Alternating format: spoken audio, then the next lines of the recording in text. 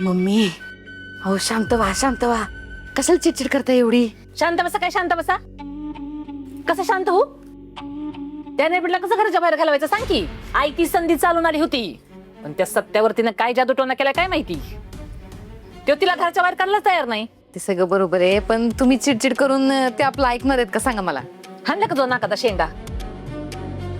माझी समजूत काढण्यापेक्षा का नाही काहीतरी उपाय सुचव. आहा, उपाय तसे लय आहेत माझ्या डोक्यात, पण एक उपाय का नाही लय भारी आहे बघा. अगं मग सांग की पटकन. हा सांगते आता बघा, म्हणजे सत्य भाऊजी लई हुशार आहेत आणि त्यांना लई लोकांचा सपोर्ट पण आहे, पण त्यांना मेन सपोर्ट कोणाचा आहे? कोणाच आहे? बलमा भाऊजी आणि आमचे युवराज जेपीजी.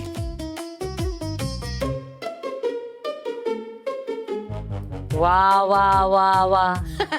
सपने हा मला ठाव नसलीच गोष्ट सांगितलीस बघ तू. नाकाचा शेंडा खुबलप कुठली ते ठावाय की मला, पण नक्की करायचं काय ती सांग. तेच सांगत होते, पुढचं काही ऐकूनच घेत नाही बघा तुम्ही. मम्मी मी काय म्हणते का, हे दोघच मेन ताकद आहेत बघा सत्य भाऊजींची. त्या दोघांपैकी का नाही कोणाला तरी आपल्या बाजूने वळवायला पाहिजे. कोणाला? बलमा भाऊजी काय आपल्या बाजूने वळतील असं वाटत नाही मला, लईची वाटत. पण युवराज जेपीजी ते वाटतात बघा. जयद्याला आपण जर आडात घेतलं का नाही तर आपलं काम होऊ शकतंय बघा. ये सपने, पण आपल्या बाजूने करायचं म्हणजे नेमकं काय करायचं? म्हणजे त्या दोघांच्यात भांडण लावायची होय? हा एकदम बरोबर. दोन भावांमध्ये त्याची भांडणं लावून, म्हणजे मग सत्या भाऊजी आणि युवराज जेपीजी यांच्यामध्ये वाद झाले का नाही का आपोआप आपली वाट मोकळी होईल बघा. आणि मग आपल्या भावाचं मन राखण्यासाठी का होईना सत्या भाऊजींना आपलं म्हणणं ऐकूनच घ्यायला लागेल. कशी वाटली आयडिया? एकदम वाईट. आहे का आता एवढं डोकं चालून चांगली आयडिया डोक्यात आली होती आणि वाईट म्हणताय होय तिला? मग काय बोलू? ए सपने, तुझ्या नानानं का नाही कंदीपड्याबरोबर तुझी लहानपणी अक्कल खरंच शिकली होती बघ. हुबलक कुठली. म्हणजे मीच माझ्या लेकाच्यात फूट पाडू आहे ग? हा, त्यांच्यात भांडण लावू मी? मला नाही जमायचं ती. दुसरं काहीतरी सांग. आहे का मम्मी? आवाज काय करता? लक्षात घ्या की जरा. तूप का नाही असं सरळ बोटाला निघत नसेल का नाही का बोट जरा वाकडं करायला लागतंय बघा. आता त्या एक जाऊबाई त्यांना आपण दोघे सोडलो तर घरातल्या सगळ्यांचा सपोर्ट आहे बघा. त्या घराबाहेर जाण्यासाठी का नाही तो सपोर्ट आपल्याला आपल्याकडे वळवायलाच लागेल बघा. आणि त्यासाठी का नाही मला युवराज जेपीजी जाता एकदम बरोबर वाटतायत बघा. एकदा का युवराज जेपीजींना आपल्या बाजूने वळवलं का नाही आणि सत्य भाऊजी आणि युवराज जेपीजी यांच्यामध्ये ठिणगी पडली का नाही वादाची, का मग भडका उडल आणि त्या भडक्यामध्येच एक जाऊबाई आउट होतील. सपने कशाचं बोलतेस बघ तू? कवाच पटलंय मला तुझं. म्हणजे तुझ्याकडं नावाला मेंदू असला तरी पण गरजेला तो बराबर चालतोय. थँक्यू.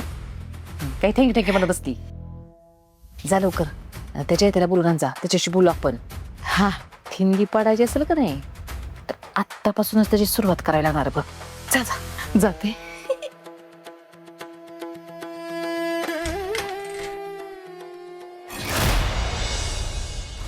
जाऊ दे तिला मंजिरीला ह्यांच्या संगत. तुम्ही थांबा, मी लगेच तिचं सामान भरते.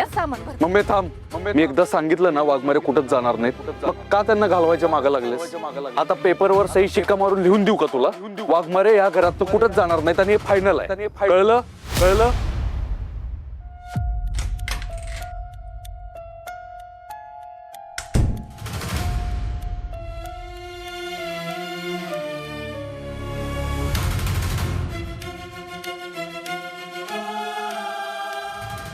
सत्य वाघमारे काय पाहिजे का तुम्हाला? मी देतो. शांत हो जरा. तू कसं शांत तू? नेहमीच झालंय. तुम्हाला माहिती आहे आता काय झालं? ऐकलंय मी सगळं आणि तुझा राग कळतोय मला, पण मम्मी साहेबांचा स्वभाव माहिती आहे ना तुला. तू का वाद घालत बसलास त्यांच्याशी? मग काय करू वाघमारे? तिला 1000 वेळा एक गोष्ट सांगितली ना तरी लक्षात येत नाही तिच्या. तिला मी कित्येक वेळा सांगितलं की काही बी झालं तर मी वाघमाऱ्यांची साथ सोडणार नाही, तरी बी का तुमचा रागराग करत असते ती? त्यात आता तुमच्या डोळ्यानं दुखापत झाले म्हणजे आयतं कारण सापडले त्याला. तुम्हाला दिसत नाही म्हणून तुमच्या संग नातं तोडायला सांगते मला ती. असं वाटत होतं ना की तिथंच सगळं सांगावं तिला की वाघमारे बघू शकतात, दिसतं त्यांना, आणि हे सगळं नाटक सुरू आहे तुमच्यासारख्या लोकांचे खरे चेहरे बाहेर आणायला. सत्य हळू बोल, ऐकाल कोणीतरी. ऐकू दे मग, मला नाही फरक पडत. वाघमारे तुमच्या बाबतीत हे जे काही चाललंय ना ते अजिबात खपून घेणार नाही मी. हे बघ सत्या, जरा संयम ठेव स्वतःवर. असा वेडेपणा अजिबात करू नको. संयम ठेवून काय होणार आहे वाघमारे?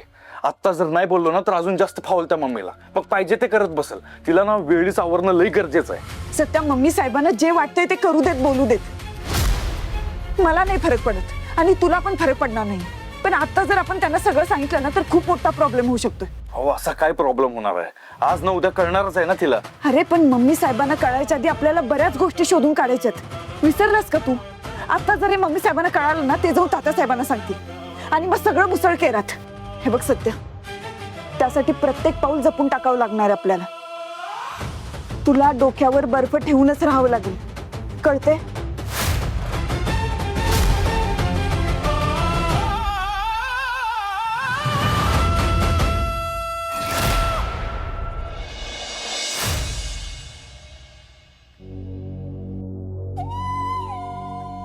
देवा, एवढा निष्ठुर का झाल्यास मंजेच्या बाबतीत कोणास ठाऊक. तिनं कधीच कोणाचं वाईट केलं नाही. मग तिच्याच बाबतीत ही सगळी दुःख का? येऊ का आत?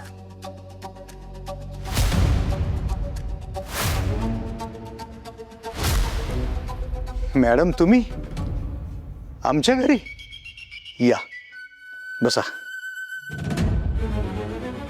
नाही, बसायला वेळ नाहीये माझ्याकडे. असं अचानक काय काम काढलं आमच्याकडे तुम्ही? मंजिरी वाघमारेंना भेटायला आली मी. कुठे आहेत त्या?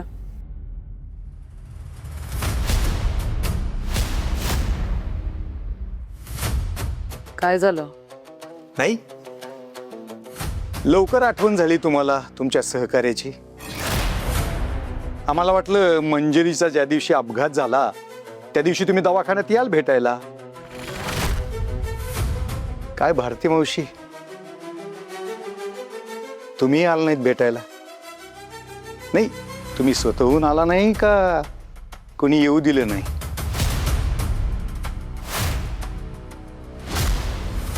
आम्ही पोलिसांनी कधी काय करायचं हे तुम्ही शिकवण्याची गरज नाहीये.